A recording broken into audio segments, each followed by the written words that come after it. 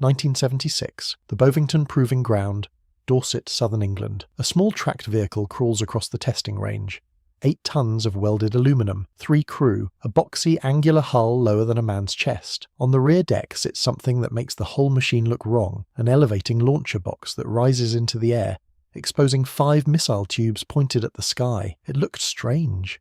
It looked unfinished. It looked like somebody had bolted a luggage rack onto a baby tank and called it a weapon. Foreign observers studying photographs of it during the Cold War were puzzled. The aluminum hull was thinner than the armour on a Soviet armoured personnel carrier. The crew compartment had no turret. The gunner station faced sideways, and the missile tubes themselves were not even hinged in the direction of any sensible enemy. But this strange little vehicle would deploy across the inner German border for nearly 30 years. It would lead the British armoured advance through Iraqi minefields in 1991. It would fire on Iraqi tanks in the marshes of southern Iraq in 2003, and it would be the only Western armoured vehicle of its generation that could destroy a Soviet main battle tank from behind a hill, with its gunner not even sitting inside it. Its designation was the FV102 Striker, and it was the strangest anti-tank vehicle the British Army ever fielded. To understand why the Striker existed, you need to understand the problem NATO faced in the 1960s. The Soviet plan for a Third World War in Europe was simple: mass armour. The group of Soviet forces Germany held thousands of T-62s,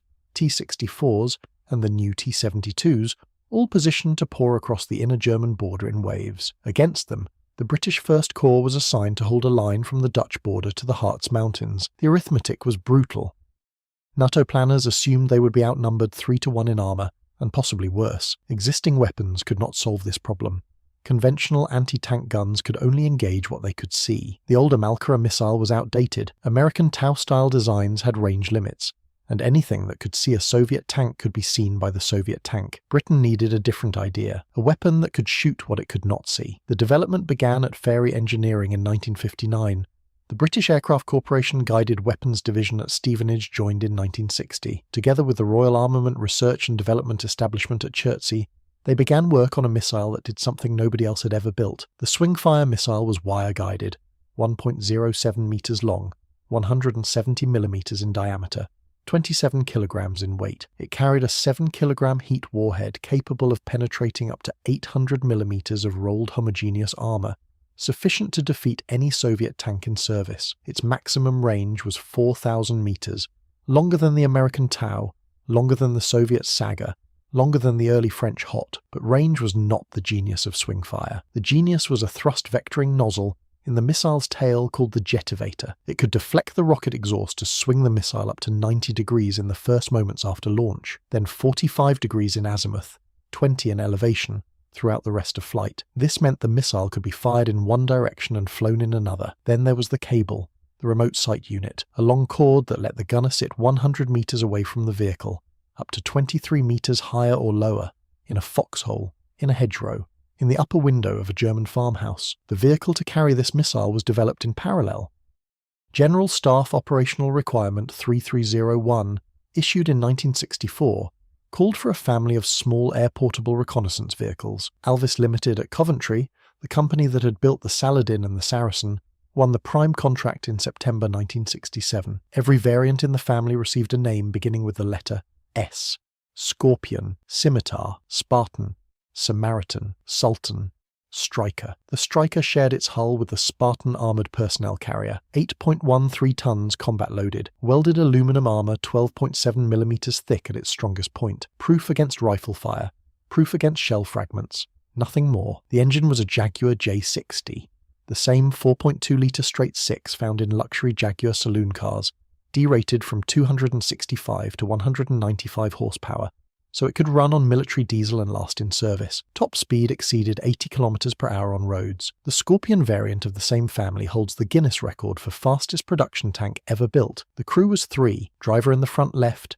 commander behind him with a 7.62mm general-purpose machine gun in a small cupola, and the gunner, on the right side, controlling the missile launcher, equipped with the combined sight, with the option of dismounting up to 100 meters away on the end of the guidance cable. 5 Swingfire missiles sat ready in the elevating launcher box on the rear deck. 5 reloads stowed inside the hull.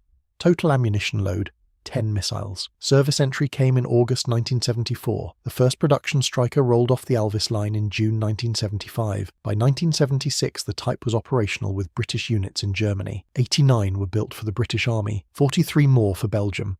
That was the entire fleet, the whole bet against Soviet armour. Now, before we get into where the Striker actually fought, and the strange single combat kill that proved everything its designers promised, if you are enjoying this deep dive into British Cold War engineering, hit subscribe. It takes a second, costs nothing, and helps the channel grow. For most of its service life, the Striker fought a war that never came. Through the 1980s, the British Army of the Rhine fielded 2 armoured reconnaissance regiments, each with 4 medium reconnaissance squadrons. Every squadron contained an integral guided weapons troop of 4 Strikers. A formation reconnaissance regiment typically counted 48 Scimitar scout cars and 16 Strikers. The missile carriers handled long-range overwatch. The cannon-armed Scimitars handled the close work. The doctrine was elegant. Dig the Striker into a hull-down hide on a reverse slope. Push the gunner forward to a foxhole or a farmhouse window with 100 metres of cable. Engage the leading T-72s in a Soviet motor rifle battalion at 4 kilometres before the Soviet gunners even realised where the missiles were coming from. Collapse to the next ambush position before counter-battery fire arrived, then do it again and again, until the Soviet armoured thrust bled out across the North German plain. The 16th Fifth, the Queen's Royal Lancers, based at Harewood Barracks in Hereford, claimed to be the first regiment to deploy anti-tank guided missiles operationally. The Household Cavalry Regiment, the 9th 12th Royal Lancers, the Light Dragoons, the 1st Queen's Dragoon Guards, they all rotated through the Striker role. Exercise Lionheart 84 was the largest British Army field exercise since the Second World War. 131,565 personnel deployed across the First Corps area in Germany. Strikers practiced their ambushes. Live firings took place at Hone in northern Germany and at Castle Martin in Pembrokeshire, Wales. Then, the Cold War ended. In 1991, the British 1st Armoured Division was sent to Saudi Arabia for Operation Granby. Major General Rupert Smith took command. The Divisional Reconnaissance Regiment, the 16th 5th Lancers, fielded 36 Scimitars, 16 Strikers, 12 Spartans, and a tail of Sultan command vehicles and Samaritan ambulances. On February 25, 1991, they led the divisional advance through the breach in the Iraqi minefield. They fought direct fire engagements supporting 7 Armoured Brigade across the desert. No published combat kill by a Striker survives from this campaign. Regimental forums carry recollections of a Swingfire engagement against an Iraqi armoured vehicle, but the named individuals do not appear in authoritative records, and the claim remains anecdotal. 12 years later, the Striker finally had its day. March 2003. Operation Telic. 3 Commando Brigade was tasked with seizing the Al-Faw Peninsula at the southernmost tip of Iraq, the strategic gateway to the Persian Gulf, the place where every drop of Iraqi oil exited the country. The terrain was flat marsh cut by canals and pipelines. Iraqi forces had dug T-55s and bunker positions into the ground around the oil terminals. C Squadron of the 1st Queen's Dragoon Guards was attached to the brigade. They brought their Strikers. On March 24, 2003, a Striker of C Squadron engaged an Iraqi T-55 with a Swingfire missile. The missile flew. The missile turned. The missile hit. The Iraqi tank was destroyed. It was the first and only confirmed main battle tank kill in the entire history of the FV102 Striker. Over the following days, additional Swingfire firings against Iraqi bunker positions were photographed by the British press pool. One French agency caption misidentified the missile as a Sidewinder air-to-air weapon.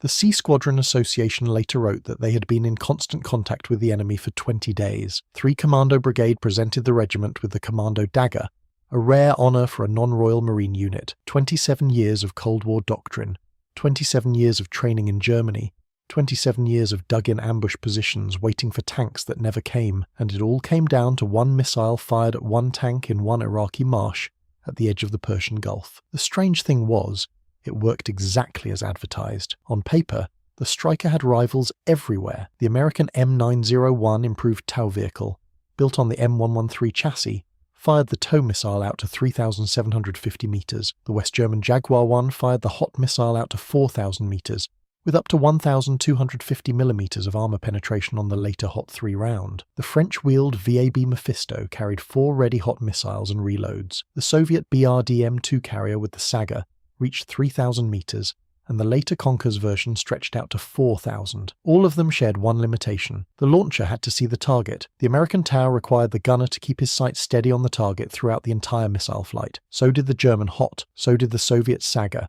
So did the Conkers. If the launcher could see the tank could see the launcher. Only Swingfire combined a 4-kilometre reach with a separable sight, a thrust-vectored missile that could turn the corner, and a gunner who could be 100 metres from his vehicle in a position the enemy could not even shoot at. In practice, the Striker offered something nobody else gave their crews: permission to hide. Replacement came quietly. By the mid-2000s, the British Army's centre of gravity had shifted. The Cold War was over. Expeditionary infantry warfare was the new doctrine. Manual missile guidance skills were expensive to maintain. The Hot 3-round and the TOW-2A had eclipsed Swingfire's penetration figures. Even the Swingfire Improved Guidance Programme, completed in 1996, only kept the system viable for another decade. In mid-2005, the Striker was withdrawn from British service. The Lockheed Martin Raytheon Javelin missile, fired from a soldier's shoulder, took over its role. There was no direct vehicle replacement. There never would be. A capability gap opened that day. It has now lasted over 20 years. The British Army's mounted close combat Overwatch programme, intended to replace the Striker's defilade firing capability, remains in development. Survivors of the 89 vehicles built are scarce. The Tank Museum at Bovington holds one. Imperial War Museum Duxford holds one. Eden Camp Modern History Museum in North Yorkshire preserves the original prototype, Vehicle P28, from the 1972 trials. The Belgian Museum K. Blocken at Leopoldsburg holds a Belgian Striker. At least one runs in private hands in Switzerland. Egyptian production of the missile continued long after the British launchers were parked for the last time. Arab-British Dynamics, under the Arab Organisation for Industrialisation, manufactured over 1,000 Swingfire missiles under licence. The missile, in a way, outlived the vehicle that carried it. 1976. The Bovington testing range. The strange little tracked vehicle on the dirt, the aluminium hull, the 5 missile tubes elevated and pointed at nothing in particular. The Striker was underpowered. Its armour stopped only small arms and shell fragments. Its missile crawled across the sky at 185 metres per second. Its reload procedure required a crewman to climb out of the hull and onto the rear deck exposed to fire. Its crew of 3 was small. Its production run of 89 vehicles for the British Army was tiny by armoured vehicle standards, and yet it worked. It worked on the inner German border for 30 years. It worked through Exercise Lionheart 84, it worked at the breach in 1991, and on March 24, 2003 in the marshes of southern Iraq, it worked exactly as a young engineer at Stevenage had drawn it on paper 44 years earlier, a missile that could turn 90 degrees after launch, a gunner who could fire from behind a hill, a tank killer that never had to show itself to the tanks it was hunting. That is not luck. That is British operational engineering, doing exactly what it was built to do.